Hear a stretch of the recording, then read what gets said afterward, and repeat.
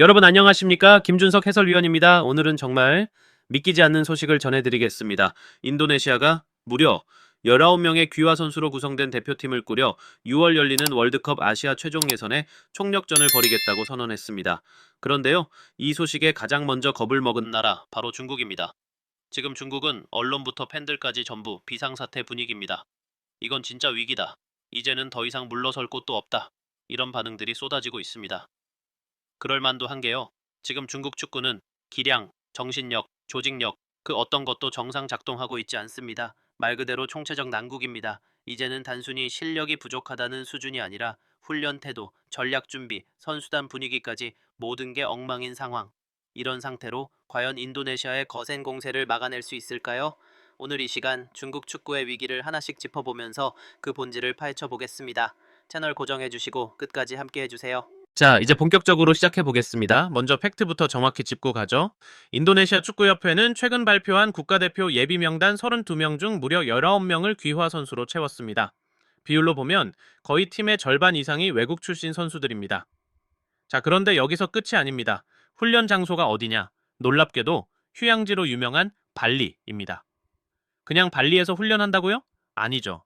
이건 단순한 훈련이 아니라 분위기 반전과 정신력 결속, 그리고 체력 회복까지 한 번에 잡겠다는 전략적 선택입니다. 이쯤 되면 인도네시아의 각오가 느껴지시죠? 6월의 두 경기, 특히 중국과의 맞대결에 모든 걸 걸겠다는 의지가 분명하게 드러납니다. 그런데 말입니다. 이 소식을 접한 중국의 반응이 아주 인상적입니다. 중국의 대형 포털 소우닷컴은 이렇게 보도했어요. 인도네시아가 19명의 귀화 선수로 구성된 경이적인 라인업을 꾸렸다. 중국 대표팀은 생사를 건 싸움에서 큰 위협에 직면했다. 엄격한 시련이 될 것이다. 이게 무슨 뜻일까요? 경기 전에 이미 중국이 흔들리고 있다는 증거입니다. 보통 이런 말을 하잖아요. 경기장은 아직 안 들어갔지만 이미 마음은 무너졌다. 바로 지금 중국의 상태가 그렇습니다. 정신적으로 밀렸고 분위기도 가라앉았고 무엇보다 이 상황을 반전시킬 만한 명확한 전략이나 리더십이 보이지 않습니다. 게다가 인도네시아는 귀화 선수라는 카드로 전혀 다른 스타일의 축구를 시도하고 있는데 중국은 여전히 과거의 방식, 느리고 단조로운 플레이에서 벗어나지 못하고 있다는 평가도 나오고 있습니다. 이런 상황에서 선수들이 경기장에 들어간다? 몸보다 먼저 무너지는 건 마음과 정신입니다. 지금 중국은 전술도 문제지만 그보다 더 큰 문제는 팀 전체의 자신감과 결속력이에요.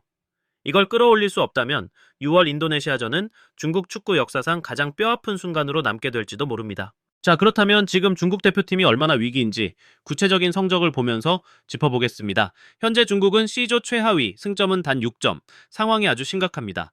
3차 예선 8경기에서 1승 3무 4패, 이건 단순한 부진이 아닙니다. 한 번도 연승을 거둔 적이 없고 경기력 자체가 들쭉날쭉했죠. 그리고 더 심각한 건 골득실, 9.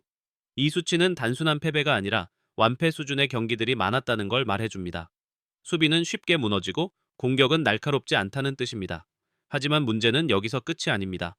단순히 수치가 나쁜 게 아니라 왜 이렇게 졌는지도 모른다는 게 더 큰 문제입니다. 경기를 분석해보면 공통적인 패턴이 보이는데요. 먼저 조직력이 완전히 무너졌습니다. 선수들 사이의 간격은 넓고 커버 플레이도 전혀 되지 않고 있어요. 그리고 전술이 없습니다. 세트 플레이도 없고 압박 타이밍도 엉망. 볼을 잡으면 어디로 패스를 줘야 할지 선수들이 서로 눈치만 보고 있는 모습입니다. 거기에 더해 체력 문제도 심각합니다. 후반전이 되면 속도가 확 떨어지고 수비 라인은 내려앉기만 할 뿐 방역할 힘이 없어요. 그뿐인가요? 코칭 스태프의 판단도 도마 위에 올랐습니다. 교체 타이밍은 늘 늦고 전술적인 전환도 전혀 이루어지지 않으면서 같은 패턴으로 계속 무너지는 경기가 반복되고 있습니다. 이런 상황에서 인도네시아가 유럽 출신 귀화 선수들을 대거 투입한다면 어떨까요? 빠르고 강하고 경험까지 갖춘 선수들이 중국의 허술한 조직력과 느린 수비를 흔들 가능성이 매우 높습니다. 그런데 더 걱정스러운 건 뭐냐면요. 중국은 이 상황에 전혀 대비가 되어 있지 않다는 점입니다. 전술 훈련도, 체력 관리도, 선수단 분위기도 모든 게 통제 불능 상태로 보입니다. 지금 중국 대표팀은 전장에서 방향 잃은 군대처럼 각자 따로 움직일 뿐 하나의 팀으로 싸우고 있다는 느낌이 전혀 없습니다. 이 상태로 6월 인도네시아와의 운명의 두 경기를 치르게 된다면 그 결과는 중국 축구 팬들이 상상하는 그 이상일 수 있습니다. 자, 그렇다면 질문 하나 드려보겠습니다. 중국은 왜 이렇게까지 불안해할까요? 인도네시아가 귀화 선수를 데려오는 게 뭐 그리 큰일일까요? 그 이유는 정말 간단합니다. 중국은 이미 귀화 선수 트라우마, 즉 외국인 선수에 대한 깊은 불신과 상처를 가지고 있기 때문입니다. 중국은 과거에도 여러 명의 외국인 선수를 귀화시켜 대표팀에 투입했습니다. 우리가 이름만 들어도 아는 엘케손, 알란, 페르난지뉴 같은 선수들 말이죠. 개인 기량만 보면 정말 수준 높은 선수들이었습니다. 하지만 결과는 어땠을까요? 전혀 기대에 못 미쳤습니다. 왜 그랬을까요? 여기에는 세 가지 이유가 있습니다. 첫째, 문화적 괴리. 귀화 선수들이 팀 내 분위기와 전혀 어울리지 못했습니다. 언어, 습관, 소통 방식이 다르다 보니 동료들과 마음을 터놓는데 실패한 거죠. 둘째, 전술적 활용 부족. 좋은 선수 데려와 놓고도 감독은 어떻게 써야 할지 몰랐습니다.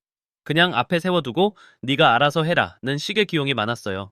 결국 전술에서 떠돌이처럼 방황했고 의미 있는 영향력을 보여주지 못했습니다. 셋째, 팀워크 붕괴. 내부 선수들과의 신뢰가 무너졌습니다. 왜 쟤는 갑자기 대표팀이 됐어?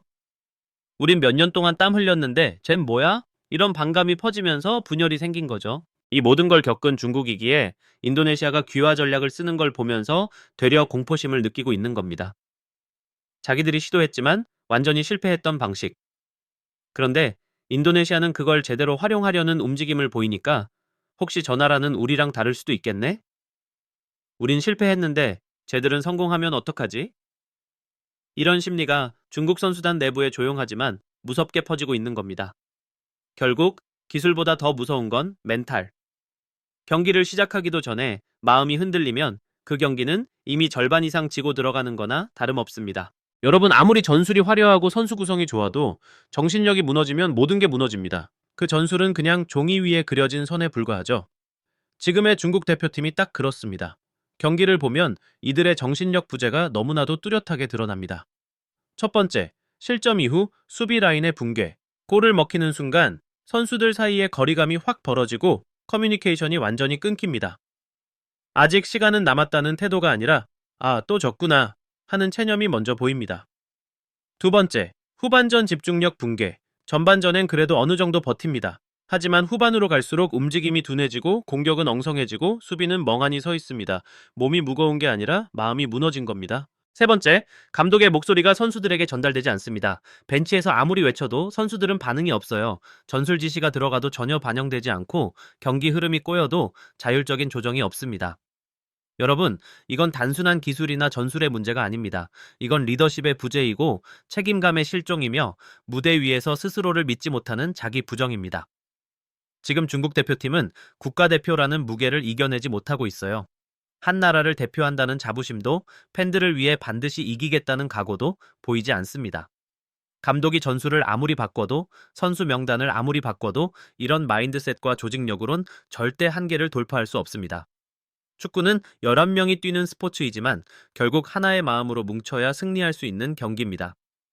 그 중심에 있어야 할 정신력이 지금 중국 대표팀엔 없습니다. 이제 남은 건 단 2경기입니다. 6월 5일 중국 브루스 인도네시아, 그리고 6월 10일 중국 브루스 일본. 현실적으로 봤을 때 중국이 인도네시아를 잡지 못한다면 최종 예선 진출 자체가 어려워질 가능성이 매우 큽니다.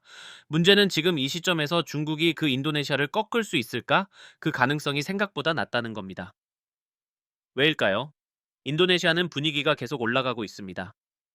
유럽파 귀화 선수들의 투입, 훈련 분위기, 전술 조직력까지 모든 면에서 상승 곡선을 타고 있어요. 반면에 중국은 어떻습니까? 조직력 무너졌죠? 정신력 흔들리죠? 내부 분위기는 불안정하고 감독과 선수 간 소통도 안 됩니다.